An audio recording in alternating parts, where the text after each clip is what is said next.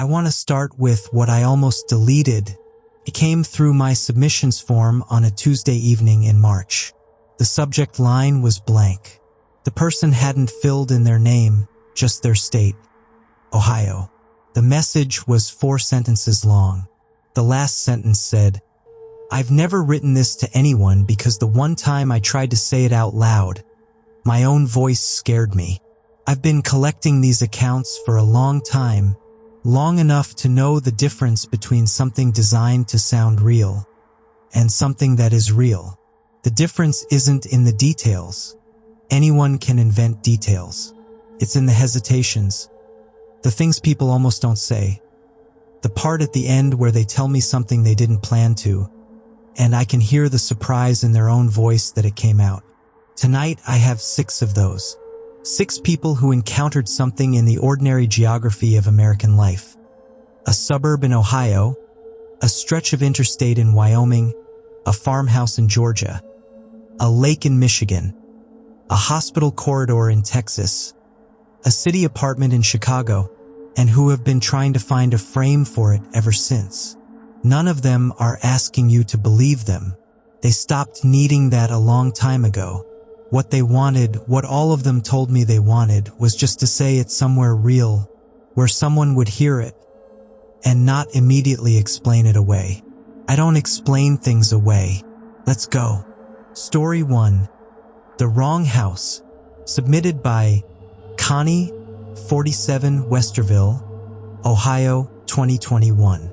Connie is not someone given to imagination. She said this herself without me asking. I'm an accountant. I've been an accountant for 19 years. I live inside numbers. My brain is not built for this kind of thing. She lives in a development outside Columbus. Houses built in the 1990s, uniform lawns, the kind of neighborhood where you know your neighbors but not their middle names. She has lived there for 11 years. She knows the street by feel, which driveway has a basketball hoop, which house has the wind chimes, where the sidewalk cracks near the corner and you have to step over it. In July 2021, she came home from a week visiting her daughter. Late, nearly 11 p.m. She pulled into her driveway, got out, went to her front door, put her key in the lock. The lock turned. She went inside. And I stood in the entryway and I knew immediately that something was wrong. The smell was different. Not alarming, not rot or chemicals, just different. The particular combination of a home, cleaning products, cooking smells, the specific neutral scent of another person's life. It wasn't frightening at first. It was confusing. In the way a logical error is confusing, her brain running through explanations, not finding one. She turned on the light. The furniture was wrong. Not dramatically, not completely different furniture. Similar furniture. Arranged similarly, but not mine. A couch that was the same color as my couch but a different couch. A rug I didn't own. Photographs on the walls that I could see, even from the entryway, were not photographs of my family. She backed out, stood on the porch, looked at the house, her address, her street, her driveway where her car now sat. She looked left and right, same neighborhood, same sidewalk crack near the corner. She called her neighbor Patricia, who lives 3 doors down and has a spare key. Patricia drove over. They stood on the porch together. Patricia looked at the address, at the street, at the mailbox number and said, "This is your house." They went in together. The furniture was Connie's furniture. The photographs were Connie's photographs. The smell was the smell of Connie's house. Familiar and correct, the way her home always smelled. Patricia thought I was tired, hallucinating from the drive. I went along with that because it was the available explanation. But she told me something she didn't tell Patricia. When she went back in and saw her own photographs on the walls, she did a quiet inventory, systematic, thorough. And she found one thing different. A family photograph from her daughter's college graduation. One she'd had for years, was hanging an inch and a half lower than it always had. The nail hole above it was still visible in the drywall. I know exactly where that photograph lived for 6 years. I dusted it every other week. Someone moved it. Not far, but someone moved it. She checked her home security system. No entry. No motion detected. Nothing. What I can't shake, what I've spent 3 years not being able to shake, is whoever was in my house looked at my family photographs and moved one. And the one they moved was the one where I'm in the center, looking directly at the camera. Oh. I think they wanted a better look at me. The thing about Connie's story that I keep returning to is the furniture, that first moment, standing in something that looked like her life but wasn't quite. When the error was subtle enough that she had to stand still and inventory what was wrong. We have a name for that sensation, the uncanny valley, when something is almost right but not quite. And that gap is more unsettling than something obviously wrong. Wrong is navigable. Almost right is not. The second story operates entirely in that space. And it comes from somewhere most of us have been, alone in a car, at night, on a road that doesn't end. Story 2. Mile marker 217. Submitted by Ryan, 38, Interstate 80, Wyoming, 2019. Ryan drives for work. Has for 15 years long hauls cross-country. He said, "I'm not easily unnerved by roads. Roads are my job. I know what roads do." In September 2019, he was driving west on I-80 through Wyoming. Solo. Night run. He'd done this stretch 20, 30 times. At approximately 2:45 a.m., somewhere in the long empty stretch between Laramie and Rawlins, he passed a car on the shoulder. Hazards on. A figure standing outside it. A woman, in a light-colored jacket, standing next to the driver's side door. He registered it. Kept driving. 12 minutes later, he passed the same car. Same car. Same hazards. Same woman in the same jacket standing in the same position. I know what you're thinking, similar car. But I'm a professional driver. I register make, model, color, damage patterns. It was the same car. And the detail I can't explain. It had a crack in the rear windshield in a specific shape. I noticed it the first time. It was there the second time. He slowed down, considered stopping, drove on. 19 minutes later, the same car, same hazards, same woman, same cracked rear windshield. He pulled over 100 yards ahead and sat watching in his mirrors. She didn't move, wasn't flagging him down, just standing there, same position next to the car. He sat for 4 minutes, then drove on, called dispatch to report the car and gave them the mile marker. No calls had come in about any disabled vehicle on that stretch. 3 months later, same stretch of I-80, same window of time, different load. He wasn't thinking about the previous trip. He passed a car on the shoulder. Hazards on. Woman in a light-colored jacket. I looked at the rear windshield. The crack was there. Same crack. Same shape. This time he stopped. Got out. Walked back. The shoulder was empty. No car. No woman. The road in both directions was black and empty. He stood on the shoulder for a long time. There's a version of this where I was hallucinating both times. Sleep deprivation does real things to drivers. I know that better than most. He went quiet. But you don't hallucinate the same specific crack in the same specific shape twice 3 months apart. Your brain doesn't generate that consistency. That's not how hallucinations work. He has driven that stretch of I-80 11 times since. He has not seen the car again. I've started looking for it, he admitted. I don't know what I'd do if I found it, but I look. Every time. There's a kind of American dread that belongs specifically to empty roads and long distances The sense that the country is vast enough to contain things that don't follow the rules, and you'll only encounter them if you spend enough time in the spaces between places. The next story is not about open roads. It's about a closed room. A room in a farmhouse in rural Georgia that a woman named Carol has been in every day for 40 years, and what she found in it last spring that made her feel like a stranger in her own home. Story 3. What Was Under the Floor? Submitted by Carol, 63, Wilkes County, Georgia, 2023. Carol has lived on her family's land in rural Georgia for her entire life. She was born in the farmhouse. Her parents died in it. She has renovated parts of it 4 times. She knows every floorboard. In April 2023, a plumbing issue required her to pull up a section of the kitchen floor. Original boards, installed in the 1940s. Under the boards, wrapped in old oilcloth used for preservation, was a tin box approximately the size of a shoebox. I thought it was a time capsule. A lot of old houses have them. I wasn't alarmed.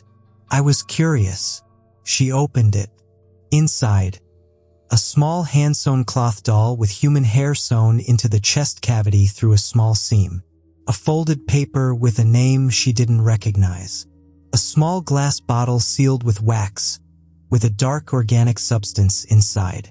And a bundle of handwritten instructions in faded ink, in a handwriting that matched letters she had in storage from her grandmother. My grandmother's handwriting, in a box under my kitchen floor, in a floor that was sealed in 1942 and hadn't been touched since. Carol described what she was looking at plainly. These are the materials for a working, what some people would call a hex, what the old women in this county called a laydown. You buried it under the threshold or the hearth, and it was meant to hold something. She unfolded the instructions. They described what the working was for. Not protection, not prosperity, containment. It was meant to keep something inside the house, not to keep things out, to keep something in. Something that was already there and needed to stay there. There's a room off the back of the house. Always been cold. We never really used it. As far back as I can remember, nobody stayed in that room. You put things in it and you left. Nobody said why. It was just understood. She paused. I think my grandmother knew what was in that room. I think she put that box in the floor to keep it there. And I pulled up that floor and broke the working open. I asked her what she noticed after she opened the box. The room is the same temperature as the rest of the house now. Oh, that should make me feel better. It doesn't. Reflective host tone. The architecture of a family secret is interesting. It doesn't announce itself. It just shapes behavior generation after generation. A room nobody lingers in, a floor nobody lifts, a question nobody quite asks. And when the architecture finally breaks open, what falls out isn't always what you expected. Sometimes it isn't anything visible at all. The next story comes from Michigan, from a lake, and from a man named Dennis who went into that water in 1987 at the age of 16 and didn't come out alone. Storytelling voice, calm water rhythm, building tension. Story 4. What Came Up With Me? Submitted by Dennis, 53, Torch Lake, Michigan, 1987. Dennis grew up on Torch Lake in northwest Michigan, one of the most beautiful lakes in the United States. He was a strong swimmer. He knew the lake. In August 1987, he was 16, alone at his family's dock in the early evening. He went in for a swim. He swam out to the floating dock, maybe 50 feet from shore, and pulled himself up. I was lying on my back on the dock looking at the sky, completely relaxed. The lake was calm. There was nobody else on the water. And then something grabbed my ankle. He goes very precise here, and precision matters. Not a brush, not contact with something drifting past. A grip, fingers or something shaped like fingers, wrapping around my ankle from below, and then a pull, not violent, not trying to drag me off, deliberate, steady, like something wanted me to know it was there, like it was testing the hold. He kicked. Whatever it was released. He swam to shore faster than he had ever swum in his life. He told no one. 30 years later, Dennis was back at the family property with his own kids. His son, 12 at the time, came in from swimming and told him matter-of-factly that something had grabbed his ankle.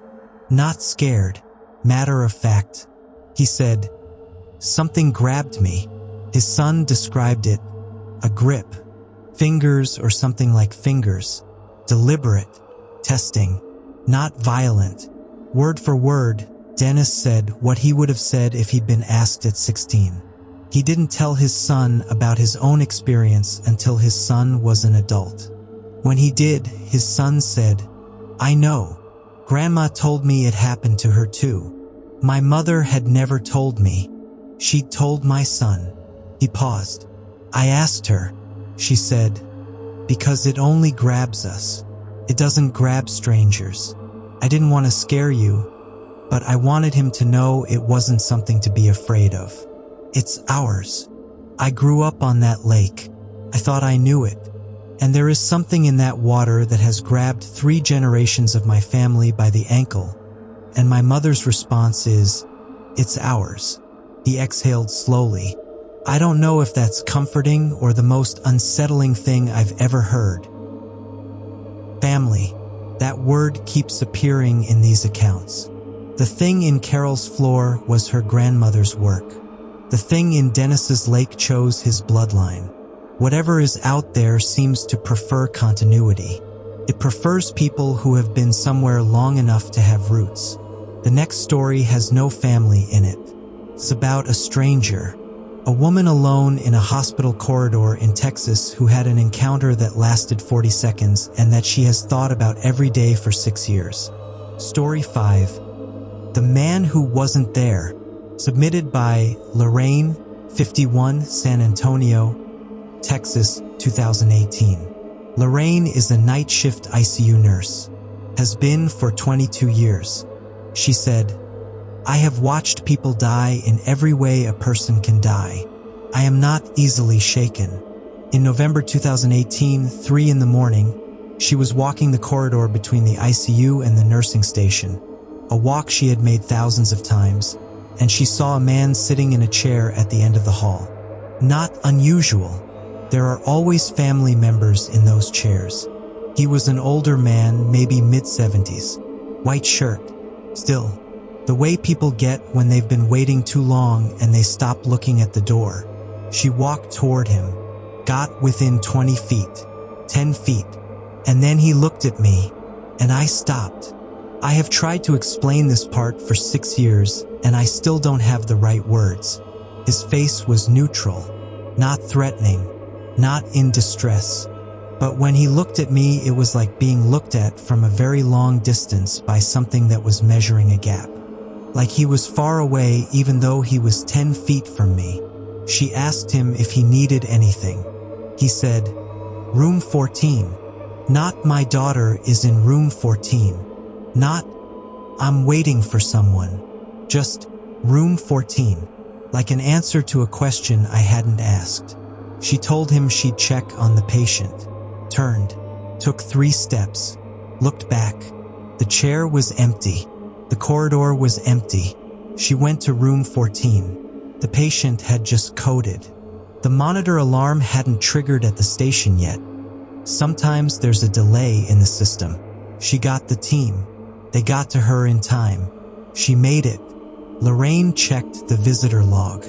No visitor had signed in for room 14 during the previous 12 hours. The patient's family lived out of state and had not been called yet. I keep coming back to what he said. Room 14. Not a request. Not a plea. More like information. Like someone who knew what was coming and wanted to make sure the right person knew it too. She was quiet for a moment. The woman in room 14 recovered. She was discharged 2 weeks later. I never told her. I don't know what I would have said. Sometimes I think about whether she felt anything at 3 in the morning, anything at all, and whether she knows she had company she didn't know about. 5 stories. 5 things that don't resolve. What connects them isn't quite what I expected when I started. Each of these accounts contains a moment where something interceded, informed, protected, contained, warned without being asked, without explanation, without anything in return. Whatever is out there, in the empty corridors and below the water and under the floors, it seems less interested in frightening us than in making itself known at exactly the right moment. Or exactly the wrong one. The last story tonight is the one I've thought about the most. It comes from Chicago, from a woman named Mara, who is 31, and who found something in her building 6 months ago that has changed permanently the way she navigates the hallways of her own home. Story 6. The Door That Doesn't Open. Submitted by Mara, 31, Chicago, Illinois, 2023. Mara has lived in her building for 4 years. 7 floors, built in 1928, the kind of Chicago building with radiators that hiss and hardwood floors and the feeling of accumulated habitation. She loves it. She said this clearly, "I love the building. I want to be clear about that." On the 3rd floor, between apartments 3C and 3D, there is a door. Not unusual. Old buildings have all kinds of architectural vestiges, service entrances, utility closets, sealed passages. I'd walked past it 1,000 times without thinking about it. In October 2023, her upstairs neighbor, a retired teacher named Harold, who had lived in the building since the 1980s, knocked on her door to return a misdelivered package. They chatted briefly.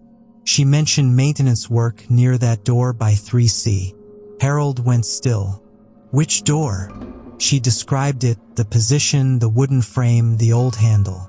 He looked at her and said, "That door doesn't exist."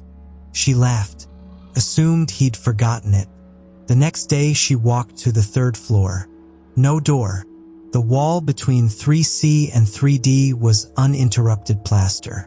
No frame, no handle, no indication that anything had ever been there.